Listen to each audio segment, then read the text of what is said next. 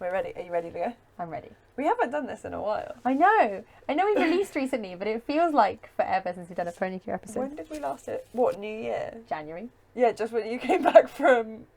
Well, I had a Woking Pony Club parent ask me what happened. She's like, where were you? What were you doing? I was like, student riding. And she's like, how does that work? I was like, I had to explain it all and everything. She's like, that's really cool. And I was like, we can have something on about that. I've spoken to a lot of people about who were like, that's a really cool story. And I'm like, yeah, she's just really clumsy. Hello everyone, welcome to our latest pony care episode that we haven't done in forever. Well, it feels like forever for us, but only really 2 weeks for you guys.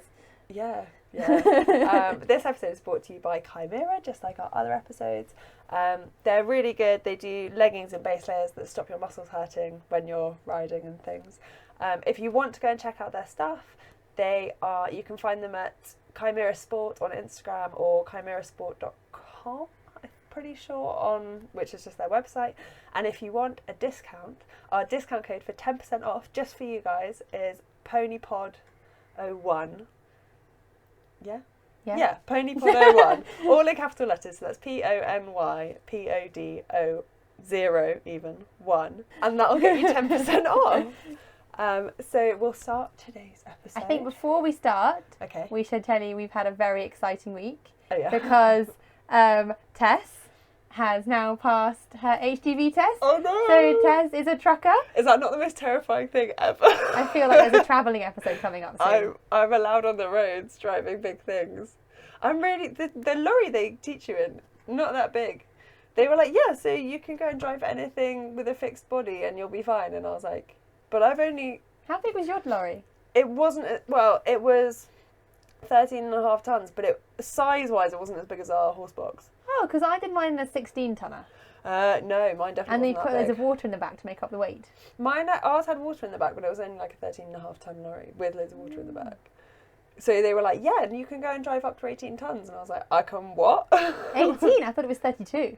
It probably is up to 32, but my mind was just like, what? So yeah, guys, if you have any trucking questions, now Pony Pod is now run by certified instructors and truckers. Exactly, we officially know all of that stuff, which is so scary. So today's episode is on common ailments. Yeah. We decided to give you the lowdown on some things that you might notice in your pony, things you might come across. Yeah, and it's a really important thing for you guys to know, obviously, because you need to know what to do when you think your pony might be under the weather. But also it's a really common topic for tests, or if you're doing horse and pony quizzes, or if you're doing, anything like that, really. That covers most of it. So the first thing we thought we'd go through are the ailments that you vaccinate against. Yeah. So number 1 on the list is flu. Again, sorry if you're bored of it. We'll just whiz through it because we did do that little short, last week, 2 weeks ago? Yeah. So if you want to know more about flu, go and listen to that. But basically flu is infectious and contagious, so it can be passed on through direct contact, that's contagious, and through water droplets, so like coughing, breathing, sneezing, that sort of thing, and that's what infectious is. You vaccinate it, you do initial course of 2 within a month, and then a booster within 6 months, and then you do every year, but now they're saying you should do every 6 months booster, so check with what you're doing with your horse, with whether you're doing Pony Club, BE, FEI, check with them how soon they want the booster. Some places won't even let you unbox your horse without checking your passport now. Really? Yeah. I had, one of my friends was doing dressage and she literally drove the horse there. They checked the passport and she had to drive it straight home. She couldn't get off the lorry. Wow. I know. They're really tight now.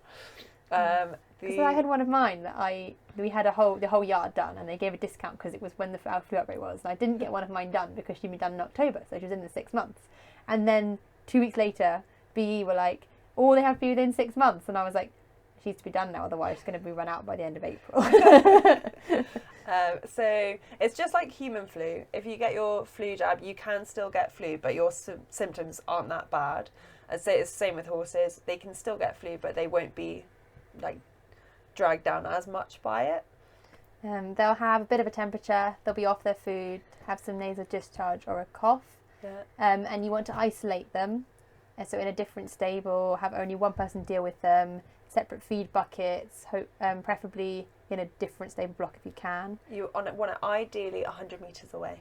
Ooh. That's my... It's not really a fun fact, but that's my quantity for that. Keep them warm and call the vet. So basically, a bit like you, if you've got the flu and you're tucked up in bed and your mum comes and gives you a hot water bottle and you lie in bed with your covers, a bit like that. Be nice to your horse. Give them lots of love. And don't bring them back to work too quickly because their airways are going to be a bit sensitive for a few weeks and they'll be at risk of secondary problems. That's all we have for flu. Yeah. Again, if you want to find more, go back to the episode a couple of weeks ago and it'll all be there. The other one that you vaccinate against is tetanus, which is also known as lockjaw. It's the one that's in, do you remember Warhorse, the book/play? Mm-hmm. The horse Joey in the book gets lockjaw, but he survives. All right. I'm pretty sure. Otherwise, I stopped reading that book very much too soon. I was not convinced it was not good from what I've read. I'm convinced it's not very good, but in the book he survives, so it's fine. Yeah. So tetanus is caused by the bacteria Clostridium tetani. Yeah. If you want a good bacterium name, they're good for tests. And they are only a problem when they enter the body via a wound. So it's really important to check your horse's vaccinations if they have a puncture wound. Yeah. Refer back to our first aid podcast if you want to know how to treat a puncture wound. And once they've got tetanus, the horse is not good. They're unlikely to survive. It has a 90% mortality rate. But if you know your horse isn't vaccinated and you suspect tetanus, your vet can administer antitoxin within 24 hours. Yeah. So it's really important to have your horse's passport to hand and check for a tetanus jab. So the symptoms are like the general under the weather things, but they get really bad. So as far as I can remember, they become really stiff. They become photosensitive, so sensitive to light, and like won't move. Everything's stiff. The tail sticks out. That's why it's called lockjaw. Yeah, because everything goes really stiff. Yeah. And you don't want them to get to the point where everything's stiff. You want to get to them within that first 24 hours, and that's why you vaccinate it. And they get it. It's especially on like rusty things. So if they cut themselves on like some metal or a nail. Yeah, or a nail on a gate or something. That's when you want to be really, really careful about it and telephone your vet immediately. The vaccinations for it can make your horse a bit dull the day after, so you want to plan to either give them a day off or give them like a nice walk day. Some horses can have a reaction, so you want to keep an eye on them for 24 hours. But once the initial course is administered, then they only need a booster every 2 to 5 years. Yeah, and they can administer it. It's like a combined flu and tetanus jab. Okay. So they only easy one jab. Just let your vet look at your passport and say, oh, do they need a tetanus one or not? Yeah. Humans have them like every 10 years or something. Yeah, I think so. Yeah, humans get vaccinated for tetanus as well. But I suppose for us, we're more careful about what we cut ourselves on. Yes, you say that. Sometimes. Okay, something minorly less morbid. We'll move on to colic.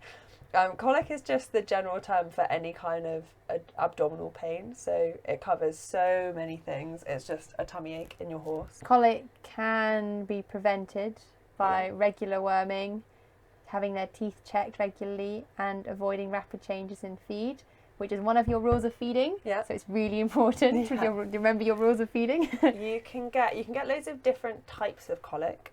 So you can get spasmodic colic, which is like where the muscles go into spasm.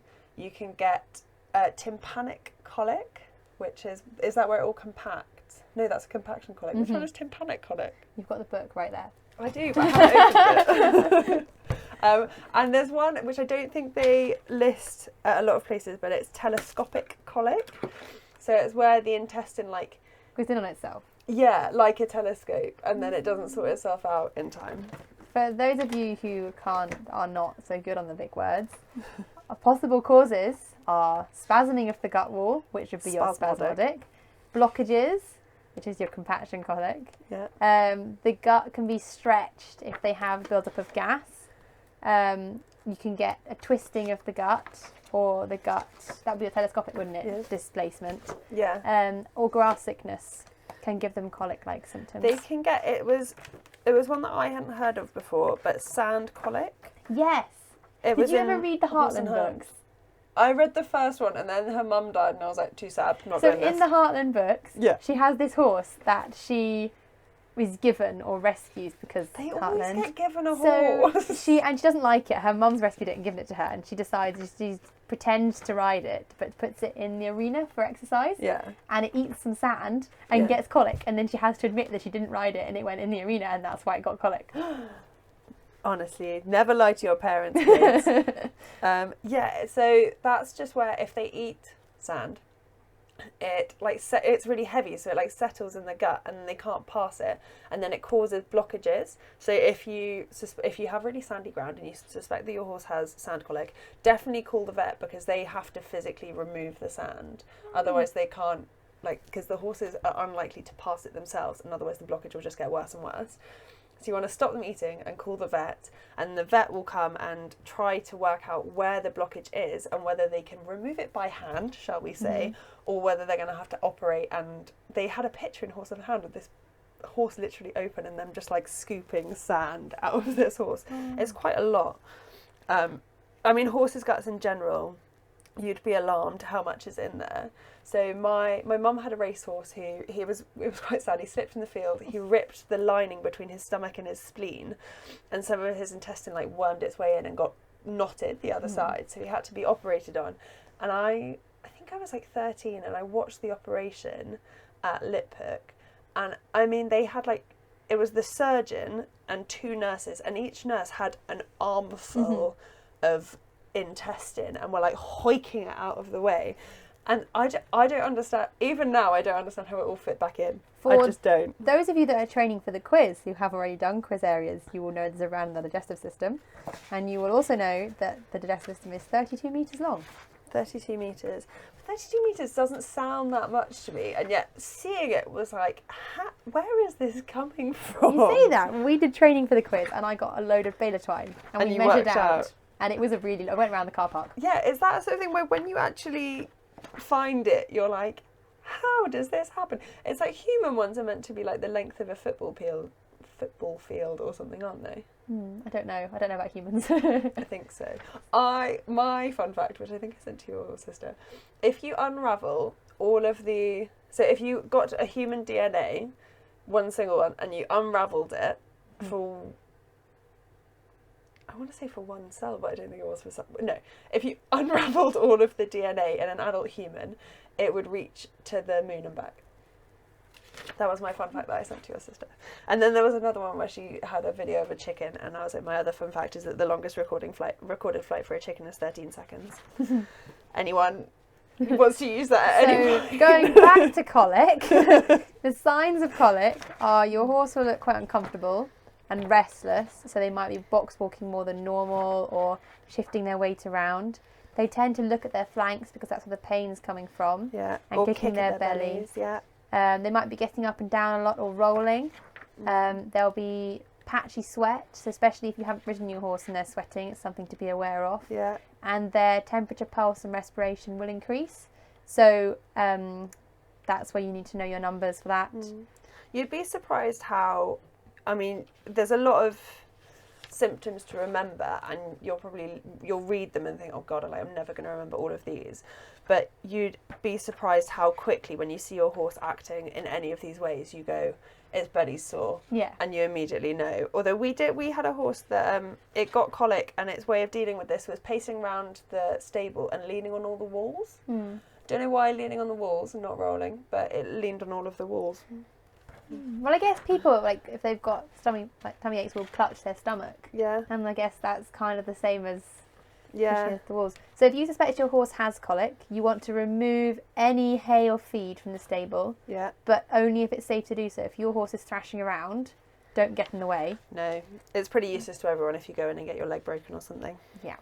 You also want to notice if they've done any droppings and when, how long it's been since the last dropping. So I've got a horse that goes a little bit colicky after she's been hunting, and so I'll try and remember if she did droppings in the lorry or if she did them out hunting, and then I literally count and I'm like 4 hours, 5 hours, 6 hours, and don't go to bed until she's done some. I can't find... And call the vet. Yeah. If anyone's been listening to the sound of vicious page turning, it's because I'm trying to find the colic section in this and I can't find it anywhere. Oh, cool. So apparently colic is not covered in it is covered in the AH syllabus because I remember, but I can't find it anywhere. I think the problem is there's not really very good content in that book. No. You have to just know it off by heart. No. I was trying to find it. You'll just have to take our word for it, really. That's what we've got to. Colic, 2 myths I want to bust about colic. Go. 1, that rolling will cause your horse to twist its gut. Yeah. It won't. Not really anymore. Horses roll in the field all the time, doesn't twist their gut. And having colic won't make a difference. It can help them get it back. Like any form of movement can help shimmy things in the gut along. And the other one is that walking your horse will help it with colic. This is not... Sometimes taking your horse out for a wander can take its mind off it and just move things around and maybe get it to a dropping. But excessive walking will not make it better. And if anything, if you need to take your horse in for surgery, having walked it for 3 hours will just make it tired. Yeah, and you less don't likely want to to tire survive. it out. Some people, I have been advised by vets before to give them a quick lunge, and it is because the movement of a horse trotting sometimes moves the gut around and it gets things working again. But again, there's a difference between a quick lunge and sticking them on the lunge for 2 hours until they're exhausted, and then you're really doing more harm than good in that situation. And also, at the end of the day, all you want to do is make sure that your horse is safe, isn't going to injure itself. Yeah. And if your horse is thrashing around, you don't want to go in there and catch it and get yourself in harm's way to try and lead it around. So just keep yourself safe, your horse safe, and call the vet. Yeah. And they'll advise you what to do. Yeah. And that's pretty much everything with colic, isn't it? Mm-hmm. It's a pretty catch-all term, really. And depending, the vet will try and work out what kind of colic it is and then deal with it accordingly. So, moving on to laminitis. It's quite a common one, I would imagine, for everyone's horses and ponies, especially in this time of year when the grass is coming through. It normally affects overweight horses and ponies in spring or in autumn, so as all the sugars come into the grass. Although it can affect mares that have just given birth if they don't completely expel the afterbirth. And it also happens if your horse is given a really high dose of steroids by the vet. They can get laminitis from that, and from that it's quite often quite bad laminitis. So laminitis can be caused by a variety of things. There isn't really this causes laminitis. It's either lush grass, increased concussion on the horse's hooves. If they're overweight, and hormonal disorders like Cushing's can make them more susceptible to laminitis. But with the afterbirth situation, that's toxic laminitis. Yeah. So that's due to there being a toxin in her body, and that can happen with anything. If they have a chemical or something poisoning, they can get toxic laminitis. So laminitis, what happens is the blood circulation to the foot is disrupted, and this causes inflammation to the sensitive laminae. And they're the things that attach the pedal bone to the hoof wall. And they are a little bit like holy cheese a little bit. They've got holes in between them. Yeah. They're kind of fuzzy. I always imagine them as just they're just like loads and loads and loads of really thin plates. Yeah. That can expand and I can't remember what constrict. Contract. I was like, it's not de-expand. What is it? They can expand and contract, and they're responsible for basically sticking the internal softer structures to the external hoof wall. Yeah. So when you cut their blood supply off, they swell, and this causes an increase in the pressure in the foot, and they're sort of all around the front of the foot, which is why one of the symptoms is horse leaning on their heels, because the front where the laminae are swollen is sore. If you want to imagine what it feels like, a vet friend told me it's like if you've ever got a splinter under your nail, so between your nail and your finger, that's what it feels like. So it really is really, really painful for them. It's not a comfortable sensation at all. So once the laminae start to swell, they start to die and break down because of their lack of oxygen, because of the lack of blood supply. Because they keep the pedal bone stable in the hoof, once they've weakened, the deep digital flexor tendon that attaches to the back of the pedal bone starts to pull it, and that's what causes the pedal bone to rotate. Yeah. This is my favourite fun fact ever. I say it in every pony care competition, which is basically why the pedal bone rotates, not because the laminae disintegrate, but because of the pull of the tendon. Okay. And that's why one of the signs of a horse that's had laminitis or lots of problems with laminitis is that the sole is flat or concave. Yeah. So the pedal bone can rotate all the way and like push a little, like can push through to the sole. Yeah. So I did work experience at a vet, and they showed me a horse who like there was like a little protrusion in its foot, and they were like, that's where the pedal bones rotated all the way down, and it was really gross. So that's why you divide laminitis into 2 types. Yep. So if you've got a horse that's had acute laminitis, then there have been signs of pain, but there's been no change to the internal structures. But if you've got a horse that's had chronic laminitis, then there's been pain and symptoms and the pedal bones rotated. And you know it's bad because normally when they have different types of something, they start with like mild, reasonable, bad, acute. This one goes straight in with acute. Like it's already, if you've got it, it's already bad. So you notice when your horse is leaning back onto their heels, they might, if they're in a stable, they might dig like holes for themselves to stand in to relieve the pressure on their toes. They're reluctant to move off, and they might appear stiff instead of lame because it's in all of their feet. The actual hoof wall is often really hot with a strong digital pulse, so you can feel a pulse beat on their pastern. And often if they're walking on like a hard or stony surface, they can look really pottery. So like as if you imagine the difference it would look if you were walking on a stony surface with shoes on and without shoes on. Walking without shoes, you go all pottery because you're really being careful about where you're putting your foot down. You're being quite ginger when you're picking them up, and that's what they look like when they're walking across a hard or stony surface as well, because it hurts. So if you suspect that your horse has laminitis, don't force them to walk. Just if they will take a few small steps, try and get them inside if they've been out at grass, and you want to put them on a deep bed of something they can't eat, like shavings, and restrict their food. Don't starve them, because if you do starve them, then they'll start to break down all their fat deposits in their body and they can get sick from hypoglycemia. Another big word that I love. And so if you can soak their hay, and that takes all the nutrients out it. You want to bathe their feet. I was always told cold water, but I've since learned it's warm water, because if you put the feet in warm water, then you dilate the arteries and you get blood supply back to the feet, so you save the laminae, even though cold water will relieve the pain. But saving the laminae is more important than putting cold water on. If you get the vet out, the vet will give them painkillers. They will probably x-ray the foot to see whether the pedal bone's rotated, and they'll basically try and make your horse as comfortable as possible. Having laminitis can lead to abnormal hoof wall growth, and you can see this as hoof rings in the foot, but they tend to be bigger on the front of the hoof and then pinch back to the heel, because that's the point. So they're not to be confused with grass rings that happen when the grass has a spurt of growth, because they go all the way down the hoof evenly. The laminitis rings are really pronounced, like they're a proper ridge around the foot, aren't they? Like it's very clear when you see the difference.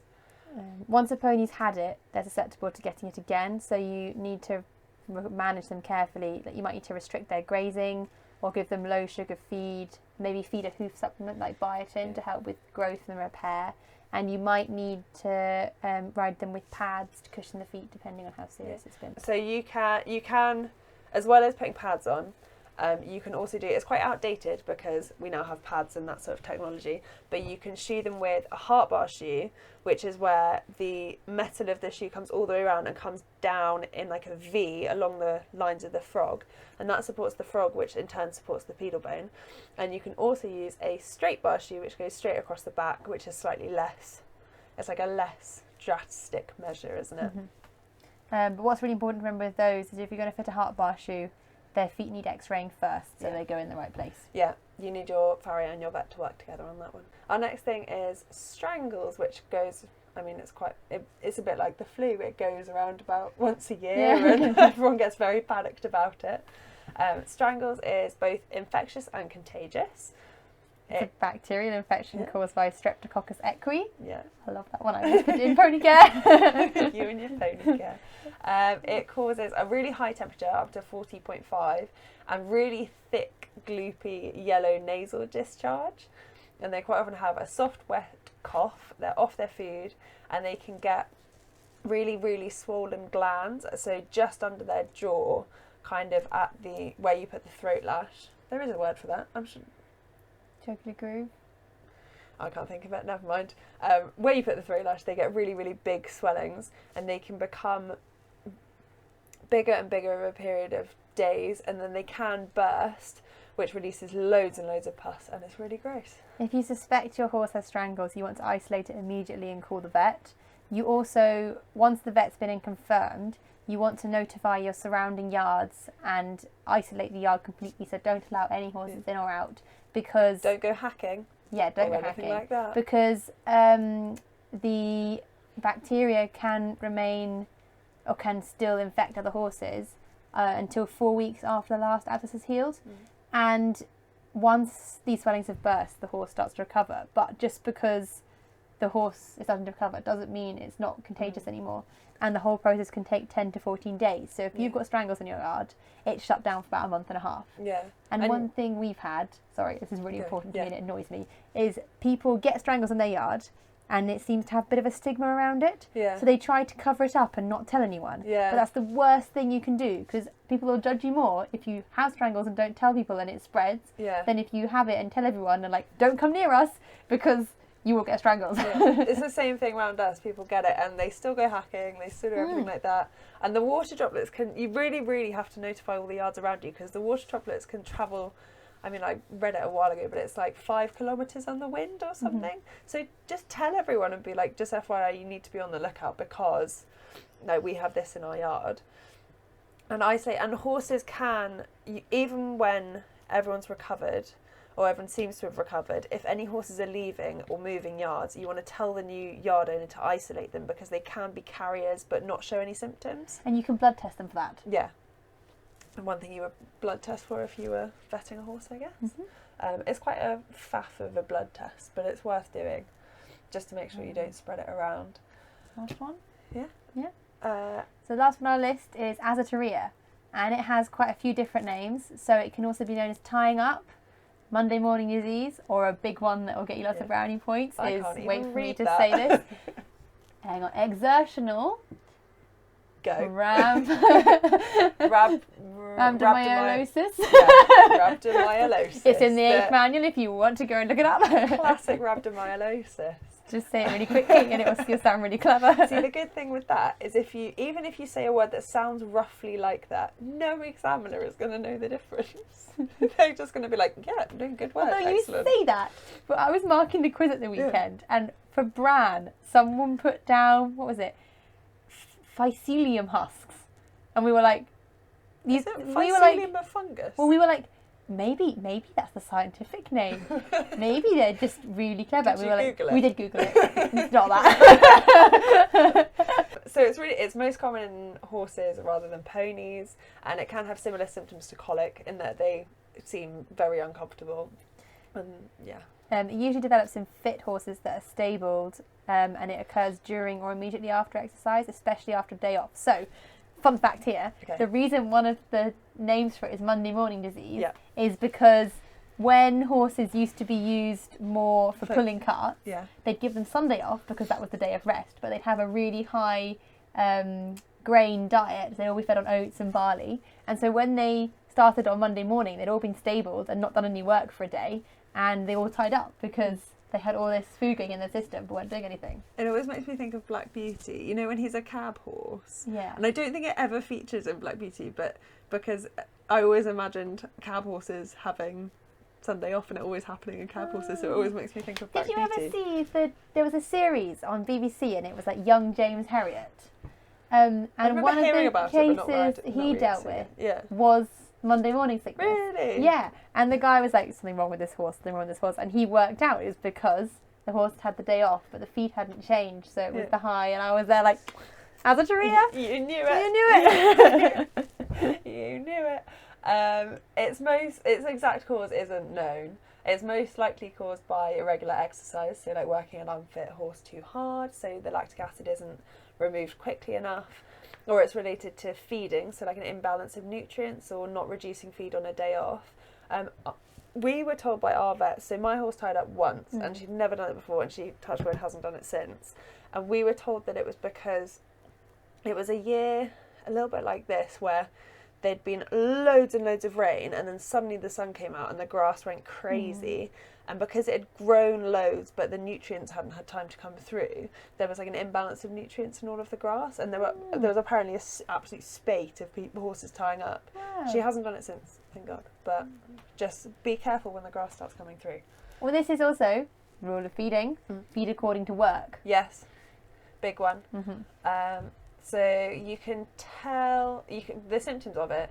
After 10 to 15 minutes of exercise, your horse becomes reluctant to move, seizes up, might start moving really stiffly, won't go forwards, the steps are uneven, sometimes the fetlocks and the hocks can become flexed, so the quarters sink, and they just look very tight and sore and won't move. Their TPR will be raised, their temperature pulse respiration, and the muscles in the hindquarters will go tight and hard, and they may be painful to touch, and they'll move with like a rolling action because they'll be so tight, it'll just move from side to side. Trying not to change the length of any muscle fibres. If they pee, the urine can be really red or black depending on how bad the damage is. And it can smell of violets, apparently. Really? So the red colour comes from the muscles damaging themselves.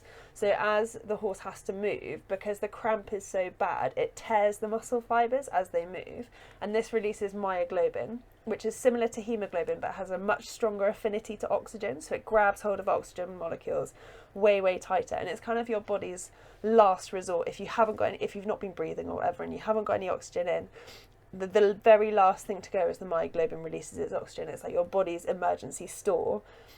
And as the muscles tear, they release this myoglobin into the blood, and the kidneys have to work really, really hard to clear the myoglobin from the blood because it's really bad and it steals all the oxygen when you do start breathing again. But as it goes through the kidneys, it's really, really bad for the kidneys. So you have to encourage your horse to urinate to get rid of it, to stop it sitting around and causing damage in their kidneys. If you think your horse is tied up or has a career, you want to phone your vet immediately. As soon as possible. If it's mild, you could probably walk them back to the stable. Like if you've been working them in the school and it's close, you can do it. But if you're out hacking, you want to call back and arrange transport. And while you're waiting, maybe put your coat over their hindquarters to keep them warm. Yeah, and that's a similar thing if you're at the yard and waiting for a vet. See if you can get like a hot water bottle or rugs. You want to keep the muscles that have cramped, you want to keep them as warm as possible so you can encourage them to relax as much as you can. You want to allow them water but no food, and if you can encourage them to stay or pee in the stable, that will release the pressure on their kidneys, so that's really good. Yeah. When the vet arrives, they'll give them painkillers and anti-inflammatory drugs, and they'll give them muscle relaxants as well, and they'll probably take samples of urine and blood. And they might do a biopsy of the muscles to see how much is damaged and stuff like that. And once your horse is tied up, it is more likely to tie up again, which hopefully you said yours hasn't. Finger crossed. So you want to feed according to their work, not in anticipation of the work. So say you want to take your horse for a beach ride, you would up your horse's feed the evening of the beach ride rather than the morning of the ride, because then they haven't got it, in case you don't go. And you also want to make sure with these kind of horses that you do a really good fitness plan. And build it up gradually, and your warm-up would want to be slow with maybe an exercise sheet to keep the muscles warm. And if they're travelling for long distances, so they're going to be stationary for a long period of time, you want to really make sure you build in places where you can stop the lorry, get them out, give them a walk, let their muscles relax, and then get them back on the lorry. This is also for rest days. So if you're giving your horse a day off but it can't go in the field, you want to make sure you give it a hand walk or a graze, and definitely cut its feed back. This is the only time when, if your horse is prone to tying up or on box rest, that the rule of change feed gradually does not apply, because you cut their feed rather than changing the type of feed. You just want to do anything to keep the muscles moving, really. And things like, make sure, especially in the winter when it's really, really cold, when you're doing your warm up with a quarter rug or an exercise sheet on to try and keep the muscles warm and get them to warm up in plenty of time before you build the work up. Yeah, I think that's all we've got for you. We'll probably do a couple more of these episodes because there's more ailments. So many common ailments. We were putting this together and I was like, oh, we could put this in, or we could put this in. And I was like, it's only going to be half an hour long. I thought you were being so pessimistic about the stuff we get through.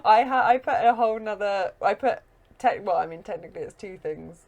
But I put so much more on our little plan, and we're not even baking it. That'll be next episode. So more podcasts for you guys. I hope you're looking forward to it. I hope you all enjoyed that and you found it educational. Don't forget to follow us on Instagram, like our Facebook page. They're both The Pony Podcast. Give us a review on iTunes and subscribe. Yeah.